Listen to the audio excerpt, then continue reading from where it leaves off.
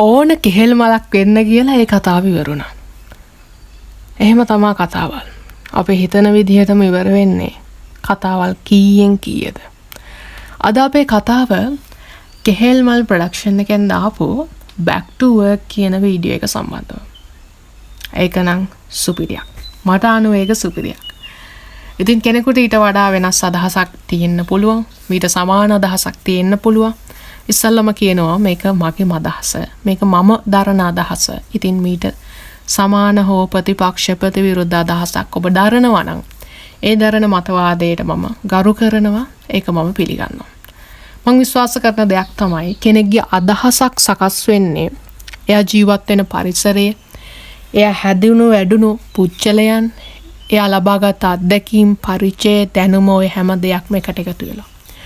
ඉතින් මම ලබාගත් අත්දැකීම් අනුව මම විශ්වාස කරන ඒ හර පද්ධතියන අනුව මේ back to work වීඩියෝ එකෙන් කතා කරන ඒ සංකල්පයට මම 100% එකඟයි. අපි බලමු ඇයි එහෙම වෙන්නේ කියලා. මේ කතාව මම කොටස් කිහිපයකින් කතා කරන්නම්. එකක් තමයි මේ තරුණ යුවල පිළිබඳ කතාව. අනිත් එක තමයි මේ වියපත් මව්පියන් පිළිබඳ කතාව. ඇත්තටම වියපත් නැහැ. සැඳෑ සමය ගත කරන මව්පියන් පිළිබඳ කතාව.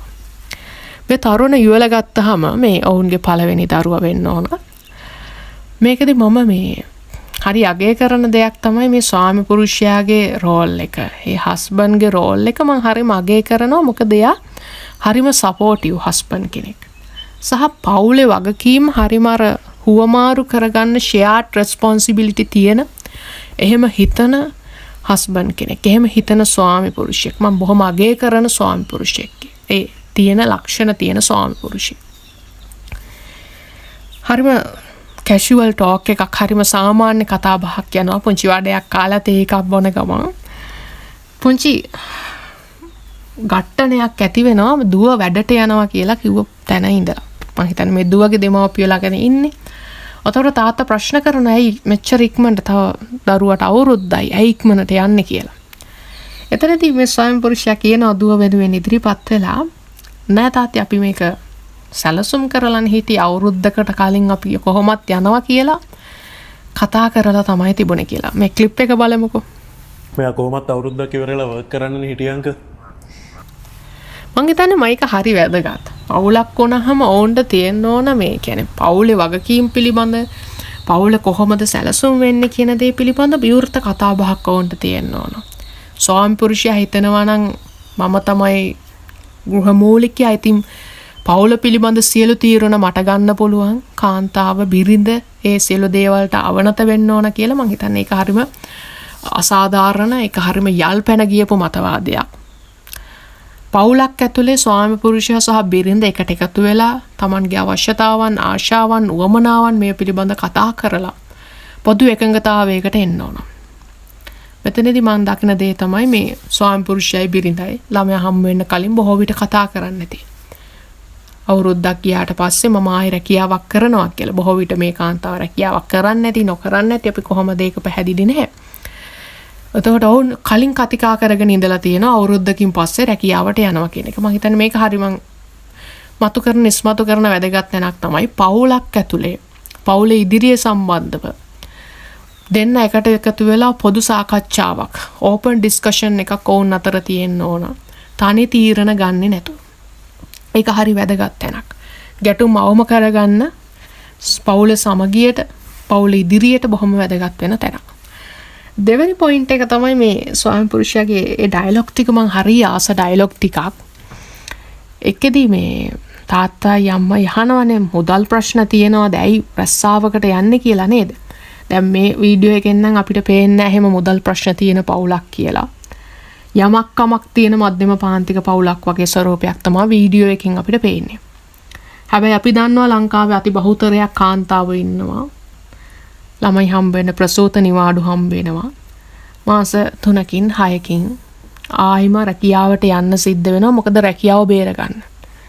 බොහොම අමාරුවෙන් ජීවිතේ මේ ආර්ථිකයේ ගොඩනගාගෙන යන්න. ඉතින් අකමැත්තෙන් වුණත් ඒ දෙමෝපියන්ට රැකියාවකට යන්න සිද්ධ වෙනවා. මොකද පවුලේ බර කරට අරගෙන ඉස්සරහට යන්නේ කාන්තාවන් හින්දා. ඉතින් අපි දන්නවා එහෙම පවුල් පසුබිමකින් නෙමෙයි එන්නේ. ආර්ථිකය නෙමෙයි ඔවුන්ට මූලික ප්‍රශ්නේ වෙලා තියෙන්නේ. එතනදී මේ ස්වයං පුරුෂයා කියනවා නැහැ මේ ලයින් එක බලන්නකො ඒක හරි ලස්සන ලයින් එකක්. අල්ලිත් ප්‍රශ්නයක් නෙමෙයි නං. තිලංක කැමති නිසානේ අංකල් වැඩට යන්නේ. නැතු මේ මම බල කරලවත් අපිට බැරිකමක් නිසාවත් නෙමෙයි. මේකත් හරි වැදගත් දෙයක්. පවුලක් ඇතුලේ ගත්තාම ගොඩාක් වෙලාවට මේ නොසලකා හරින දෙයක් තමයි අම්මගේ කැමැත්ත. තාත්තා තීරණ ගන්නවා. පවුලේ ඉන්න ලොකු පුතාලා ලොකු දරුවෝ තීරණ ගන්නවා පවුල වෙනුවෙන්. බොහෝ වෙලාවට අහන්නේවත් නැතුව නොසලකා හරින දෙයක් තමයි අම්මේ ඔයාගේ කැමැත්ත මොකක්ද කියන එක. බිරිඳගේ කැමැත්ත මොකක්ද කියන එක. මේ ස්වයං පුරුෂයා කියනවා නෑ ඒක යාගේ කැමැත්ත. යාගේ කැමැත්ත හින්දා තමයි යා රස්සාවකට යන්නේ. සල්ලි නෙමෙයි ප්‍රශ්නේ. පවුලක් එකට එකතු වෙනකොට විවාහයක් වෙනකොට දෙන්නෙක් තමයි එකට එකතු වෙන්නේ. ඉතින් ඔවුන්ට විවිධාකාර අවශ්‍යතා ඔවුන්ට විවිධාකාර වමනා තියෙන්න පුළුවන්. මම විශ්වාස කරනවා ඒ වර සමාජයට අයහපතක් වෙන සමාජයක් විනාශ කරන ලෝකයක් විනාශ කරන අවශ්‍යතාවන් වමනාවන් ආශාවන් නොවෙනවනම් කාන්තාවකට තියෙන අවශ්‍යතාවන් ඉෂ්ට කරගන්න පවුලක් ඇතුලෙන් ශක්තිය පවුලක් ඇතුලෙන් මේ සහයෝගය ලැබෙන්න ඕන කියලා. කාන්තාවකට අවශ්‍ය නම් තමන්ගෙම කියලා රැකියාවක් කරන්න ව්‍යාපාරයක් කරන්න තමන්ගෙම කියලා දෙයක් ගොඩනගා ගන්න. ගෑනුන්ට මොන රස්සාද ගෑනුන්ට මොන ව්‍යාපාරද කියන අන්නේ තැනට වටන්න නැතුව මේක යාගේ කැමැත්ත. එයාට කැමැත්තක් තියෙනවා නම් ඒකට පවුලක් විදියෙන් ස්වාමි පුරුෂයා විදිහට සපෝට් එක දෙන්න ඕන. මං හිතන්නේ ඒක අර දෙමව්පියෝ දෙන්න ඇති සපෝට් එකක් මේ හරිම සපෝටිව් හස්බන්ඩ් දෙනවා. මේක හරිම ලස්සනයි. හරිම ලස්සන තරක් මේ ඩයලොග් ඇතුලේ මම දැකපු දෙයක්. මේක යාගේ කැමැත්තනේ. කාන්තාවකටත් තියෙනවා කැමැත්ත. බොහෝ වෙලාවට පවුලක් ඇතුලේ මේ යටපත් වෙන දෙයක් තමයි අම්මගේ බිරිඳගේ තියෙන ආශාවන් මොනවද කියන දේ. එයාගේ තියෙන ආශාවනුත් තියෙන්න පුළුවන්. බොහෝ වෙලාවට ගෙවල් වල තියෙන අපි ගිහිල්ලා අහලා බැලුවොත් එහෙම මේ අම්මලා එයාලගේ තියෙන ආශාවන් යටපත් කරගෙන ළමයින්ගේ ආශාවන් වෙනුවෙන් ජීවත් වෙනවා. හරිම ඔවුන්ගේ හිඩසක් රික්තකයක් තමන්ගේ හිත ඇතුලේ තියාගෙන. ඇත්තට මේක එහෙම නොවෙන්න ඕන දෙයක්. ඉතින් මේකෙදි මං හරිම ලස්සන දෙයක් මේ හස්බන්ඩ් හරිම සපෝට් කරනවා මේ කාන්තාවගේ තමන්ගේ බිරිඳගේ අවශ්‍යතාවන් වමනාවන් වෙනුවෙන්. ඇත්තට මේක තමයි වෙන්නත් ඕනේ. පවුලක් ඇතුලේ ගත්තාම එයාගේ කැමැත්ත මොකක්ද කියන දේ ගැනත් අපි දැනුවත් වෙන්න ඕන. එයාගේ කැමැත්තට ඉඩ දෙන්න ඕන කියන එක. ඒක අයහපත් දෙයක් නොවෙනවනම්. අනිත් එක තමයි මේ දැන් මේක හදනකොට බයොලොජිකලි අම්මෙකුට කරන්න පුළුවන් දේවලුත් තියෙනවා. තාත්තෙකුට කරන්න පුළුවන් දේවලුත් තියෙනවා. ඉතින් තර්ක ගේන්න පුළුවන්. ළමයෙක් බලා ගන්න එක මූලික වශයෙන් අම්මගේ රාජකාරියක් කියලා. හැබැයි මම විශ්වාස කරනවා ඒක දෙමව්පියන්ගේම රාජකාරියක්. බබා රැට තනියමනේ. නෑ තනියම නෙමෙයිනේ අංකල්. තාත්තා ළඟ ඉන්නවනේ. ළමයෙක් හම්බුනහම ඒක සම්පූර්ණයෙන්ම අම්මගේ රාජකාරිය. ළමයෙක් හදන එක ළමයව බලා ගන්න එක අම්මගේ රාජකාරිය කියන දැනට දාන්න නැතුව ඒක ඇතුලේ වගකීම් හුවමාරු කරගන්න එක මං හිතන්නේ හරිම ලස්සන තැනක් මේක.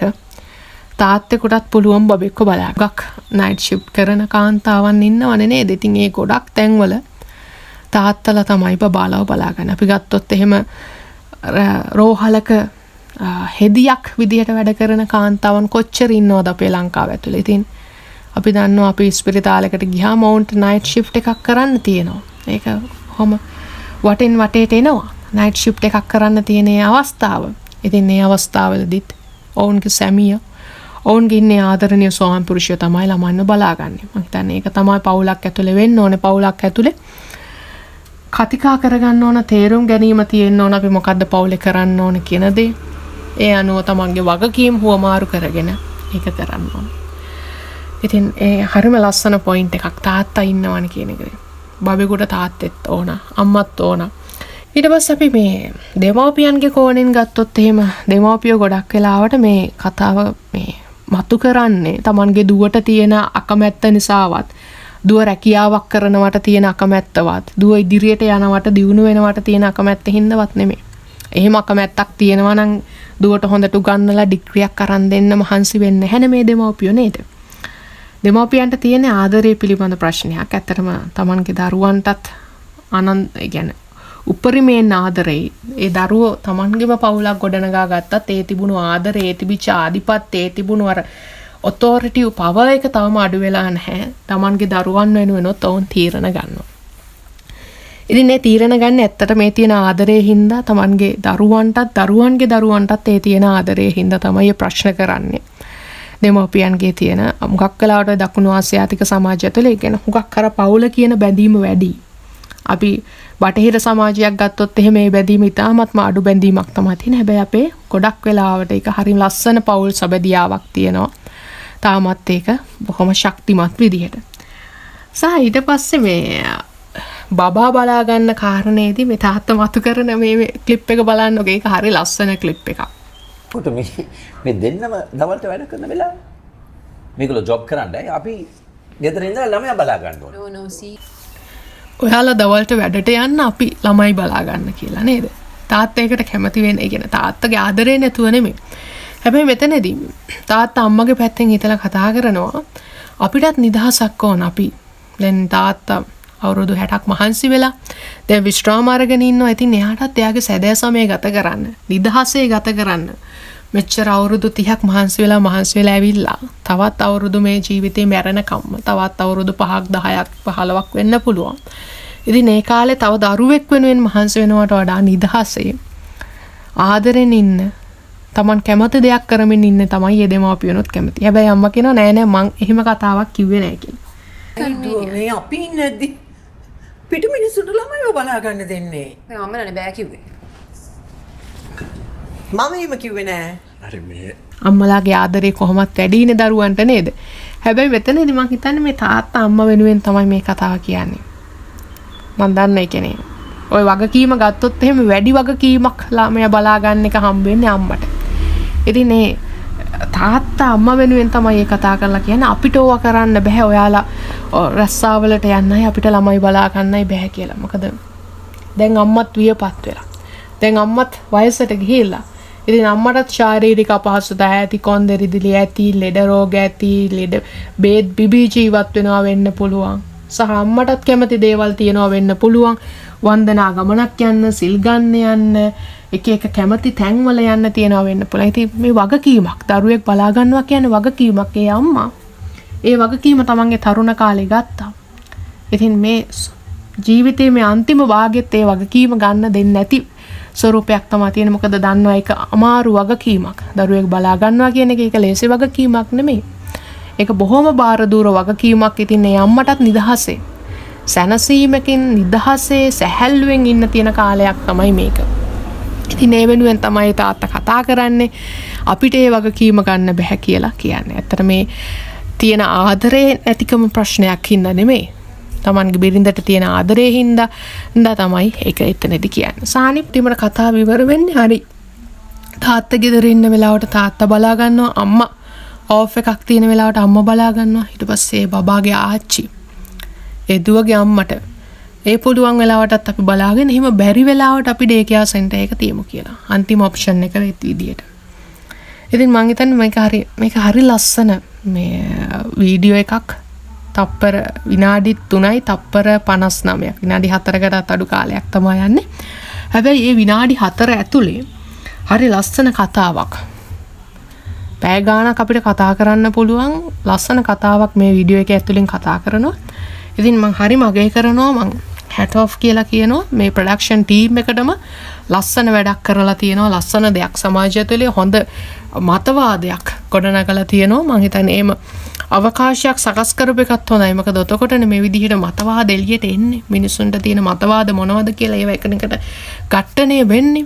මං හිතන්නේ හොඳ අවකාශයක් තමයි මෙතනින් සකස් කරලා තියෙන්නේ. ඉතින් කෙහෙල්මල් ප්‍රොඩක්ෂන් එකටත් බොහොම ස්තුතියි මේ වගේ ලස්සන නිර්මාණයක් කරාට. ඉතින් ඔයාලට තියෙන අදහසත් කමෙන්ට් කරගෙන යන්න. ඔයාලා කොහොමද මේ ප්‍රොඩක්ෂන් එක දකින්නේ? ඔයාලා මොන විදිහටද මේක අගය කරන්නේ, විවේචනය කරන්නේ කියලා කමෙන්ට් එකකින් දක්වලා යන්න. එහෙනම් අපි අදට ගිහින් එන්නම්. සියලු දෙනාට ජය වේවා. මේ ස්ටෝරිස් විත් ජය.